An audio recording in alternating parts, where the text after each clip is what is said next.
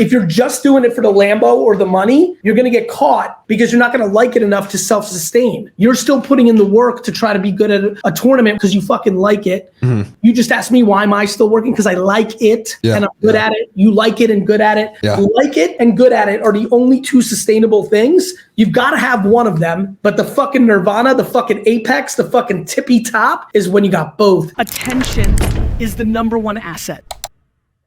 Oh my God, Gary, it's been so long, bro. Dude, it's so good to see you, bro. Thank you, dude. I really want you to tell the thousands of people that are watching me across all the other platforms who don't know who you are yet, because you're going to grow into all of them. Just tell them 2 seconds about you. Actually, a lot of them know, because that podcast we did, people bring it up to me all the time, how that podcast with you made them feel comfortable in letting their kids play Fortnite all the time.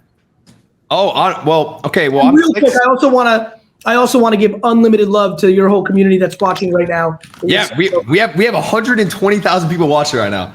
So we got a lot of people. We got a lot of people watching right now. W's in the chat for me watching. For Gary, I'm Clix, also known as Clix. I'm a Fortnite player, and I stream on the side, and I make content and stuff like that. Bro, you are literally living the dream of so many teenagers. How are you not letting the fame and the money fuck you up? Let's start with that. That's the first real question. Man, I thought I was the one interviewing you, Gary. I'm going to be honest. You're allowed to, but I just really think you can help a lot of kids. And by the way, you probably don't have it fully figured out because you're a normal young person with that level of fame and money. It's always going to fuck up shit, and you're probably chasing the hookups. And I know you're a dude. You're fucking living life. But there's at some level, I'm just really proud of you. Thank you, bro. I appreciate that. Because I know you enough to know, and I'm just proud of you, and I'm really asking you, how the fuck are you? What do you think you're doing well, or what is working for you that's allowing you not to completely go off the reservation and be a complete fuck up? Oh man, well, I definitely think it's the way I was raised. You know what I'm saying? The way I was raised with my family and all that. They definitely raised me to not splurge my money. Number one, my whole entire family's fully Italian. They're always save, put in the bank, invest and all that. So it's making money. I don't really be spending too much money other than gifting myself some stuff every year. Other than that, it's focus on the career. Don't let anything get to you. It's all my main thing that I really focus on is if it's not going to be a big deal in a year, why stress over it in general? So that's the one thing that I'm trying to work on. Not really care about the little stuff that's making me mad. And other than that, that's about it, Gary. I'm gonna be honest. How are you feeling about the competitive side of your career? You're a competitive gamer. You're you're so unique because you're actually great at the game, but you're also such an entertaining streamer, right? The cliche thing in gaming is they could be a personality, but they don't have the skill set in the game. You really are unique, almost like an Andre Agassi in tennis, the way when he came up in the 80s, 90s, whatever it was, he was cool as fuck, but he also could play, which was, do you recognize that in you? Are you proud of that? Is that something you try to work on? Do you get scared as you get more fame and opportunity and money that you might lose your skill set as being a top player? You also know that 14-year-olds and 13-year-olds that are coming up, it's crazy that someone at your age knows that there's youngsters coming up that have 100% of their time working on their craft like you did when you were fucking 13, 14. What's your whole mindset on that? I mean, I always thought the older I'm going to get, the worse I'm going to get. But now 19 years old, I feel like I'm honestly still in my prime. Last championship was one of my best placements in the best I ever played. I'm so proud of you, bro. That was huge. What place did I get, Gary? 4th or 5th or 3rd? Wait, I thought he was lying. I thought you were lying. Who the fuck do you think you're fucking talking to, bro? Damn. Bro, I pay the fuck attention. And I know some bullshit happened there where you missed the spot. Bro, I fucking pay attention. Damn. W. Gary. I didn't know that, bro. You think I fucking got here by accident? I fucking pay attention more than every fucker on earth. Yeah, you gotta fucking know, Gary. Damn. Yeah, but no, we got 4th out of millions of people. But that was a super good placement. That was the grand finals.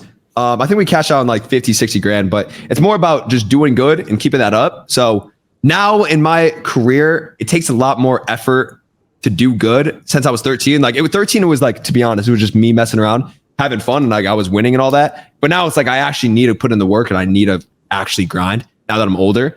Well, that's the part I'm proud of you. Right. The whole, was this right? I think I was talking to one of your teammates from my team, you went to Germany for better Wi-Fi to prep for the tournament. You're putting in the work. Yeah, no, I did go to Germany. Was that right? I went to Germany for Hugo Boss. Oh, that's right. But then I streamed like 24 hours Fortnite in Hugo Boss or in Germany, which is cool. I just appreciate that you're working on your craft. Like, dude, again, I'm going to say it again. I know exactly the life you're living right now. A lot of viewers here know, and a lot of viewers don't know. You have so much opportunity to not be putting in the work and doing it right, and you're putting in the work. You're doing it right, and I'm proud of you. Thank you, bro. That's a good question. I'm going to ask you. Okay. Like, you're worth over like $300 million, billions of dollars in companies and all that. Why do you care? Like, why are you still streaming? You are streaming your whole entire day, 11 hours a day, once you already accomplished like all what you want to accomplish in life. Because I haven't accomplished what I wanted in life. What I want out of life is enjoying the process, right? I've never been about the trophies. I just like the process. I like the practice as much as I like the games, and I definitely don't like the trophies. I don't live for the trophies. I don't live for the cheering of the crowd. I live for fucking my process. I love being an entrepreneur. I love being an entrepreneur. I love putting out content that might help someone else. And honestly, GaryVee, me, is the person that I wish was around when I was 50. You know, we grew up in a different era than you did. Mm-hmm. We didn't have the internet. Bro, I didn't have the internet. That's crazy. That is really crazy. Forget about Twitch. Forget about social media. We didn't have the internet. I wasn't on the internet until I was 18, about your age. Mm-hmm. Saying that is? So for me. That is crazy. So for me, I love putting out content for make pretend 15-year-old me that I would have been affected by. Think about what you answered. Why am I good? Because my family gave me good money relationships. Italian family, save. A lot of people don't grow up in that world. They don't get the luck of that. And so the way you get better in life is you find other people that aren't your family and your upbringing that bring you value. You know I see what you're saying. So you're saying like, we see you as that someone who's going to give us like inspiration to like how to succeed and all that stuff. And not even just you, just someone who doesn't have like a family figure giving them good advice.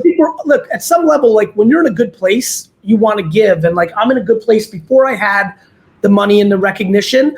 Like all my homies that I grew up with, they'll tell you who I was in high school and college. Like I was always nice because I was already good. I was always happy. I was always that way. And so I get a lot of joy out of getting an email or DM from a kid of like, this one clip meant this to me. It's like, you know this, you're living the same life and you're doing it from an entertainment standpoint or from a craft standpoint, teaching people how to be better, or an aspirational standpoint to want to be like you. Like, this is why I think I take a lot of pride in, and why I pay attention to you is like, kids need people to look up to that are doing it a good way. Okay. I'm seeing that. So for the kids watching my chat right now, who don't have anything to do, they don't want to go to college, they want to do social media, they want to do content creation, they watch my streams and all that. What is the best advice that you would give them to start or to make their first million, to make their first $1,000 and all of that? Because I can't even answer that question. When they ask me, I'm like, maybe like start on TikTok, start doing that. But you're business oriented, you have that whole entire mind. So what would you tell all the people in my chat? So everybody, listen, first and foremost, and this is like heady shit when you're 13, 16, 12. It's first about being self-aware. Like if you don't know yourself, you're dead. So like I get that everybody wishes they were as like they want to be a professional gamer, but you happen to be naturally good at it. And then you built your skills on top of it and put in the work. So natural talent matters, right? Mm-hmm. Natural talent matters and work matters. So what I would say to a lot of people is you've got to really put in the work, but deploy it against something you like or you're good at or you're interested in. Like if you're just doing it for the Lambo or the money, you're gonna get caught because you're not gonna like it enough to self-sustain. You're still putting in the work to try to be good at a tournament. We just talked about that because you fucking like it. Mm-hmm. You just asked me, why am I still working? Because I like it and I'm good at it. You like it and good at it. Yeah. Like it and good at it are the only two sustainable things. You've got to have one of them.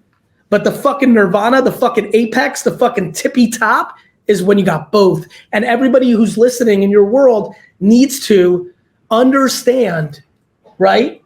Understand that they have to figure that out for themselves. They can't want to be you or anybody else. They need to be themselves, and they got to figure that out. They can be inspired by, but they're gonna have to figure out their framework on that.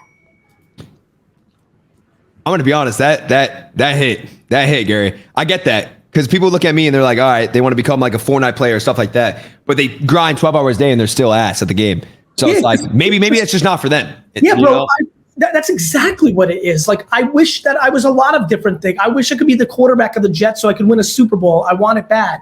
But that's not in it for me. And some people want to be stand-up comics and rappers and comedic influencers. But they're not going to be Shane Gillis. They're not as talented, right? And that's going to be, now they could be better at stand-up. Like, what people don't understand is the hard work is only a piece of the equation, but that doesn't mean you can't be better at it. For example, right? You know that if they're 12 hours at it, they're asked by your standards because you're fucking one of the best players in the world. But they're way better than they were a year ago, and they might have went from like the 13th or 90th best kid in their school to the second best kid, but that doesn't mean they're gonna win fucking tournaments. That's true. Everybody's got a ceiling. And by the way, that's okay. They could become a professional streamer. Stick with me on this, because this is some shit that your world's not talking about. They could be a streamer that makes $55,000 a year and love life. They live within that, because there's a lot of people making $55,000 a year, being an assistant manager at a Dollar General, that it would have been, but that loves gaming, that it would have been better that they made $55,000 playing fucking Fortnite or whatever the next game's going to be, or Call of Duty or whatever. So there's levels to this game, right? There's levels to this shit, Gary. Levels to this shit. So like, look, not everyone's going to make millions like you at it, but they might make $130,000 a year in Twitch revenue, and that might be a remarkable life. And real talk, they may end up being happier than someone who makes $30 million a year. 100%. Like, so there's different levels to this shit. Yeah, no, you're right on that. You're 100% right. A question for me though, aside from the streaming and all that, let's just say I have a load of money, right? And I'm already into real estate and I'm already doing stocks and all that. What would you invest millions of dollars in right now, 2024? That's, you think, like, obviously nothing's promising, but that you think is going to go up in the next 5 years? I think understanding your situation, I think a couple things. One, investing's tricky, but like, I'm very, very bullish internet companies. Like, the world is only going more technology, and I think they have big advantages. So the best tech companies in the world, the Apples, the Amazons, the Facebooks, the Microsofts, they're really nice. I don't think there's no such thing as a safe or guaranteed bet, but if I was really investing and I didn't have a deep passion for something. So let me tell you about me. I'm very high risk when I do investment. I like investing in early stage companies. I'm okay with losing the money to go to zero because I get enjoyment out of that. I want to be me. But if I was like, if you were really asking me, and I'm answering you, if it was just me and you and dinner and I'm letting everybody watch. Yep. I like internet companies because they have big advantages, because the world's going more technology, not less. Okay, so you're saying startup companies, are you saying startup companies or companies that are already big and you see already becoming more big? I feel like you're asking the question from your point of view, like actually you. So I'm giving you an answer of what I'd probably do to diversify if I was you. I would say, like, you're obviously getting your money probably managed at this point, given the size and scale that you're at. But if you're asking me, like, there's things that are tried and true. The best innovative companies as public stocks that are mature companies tend to do well if the world keeps heading in a technology place. And I think we're gonna have acceleration.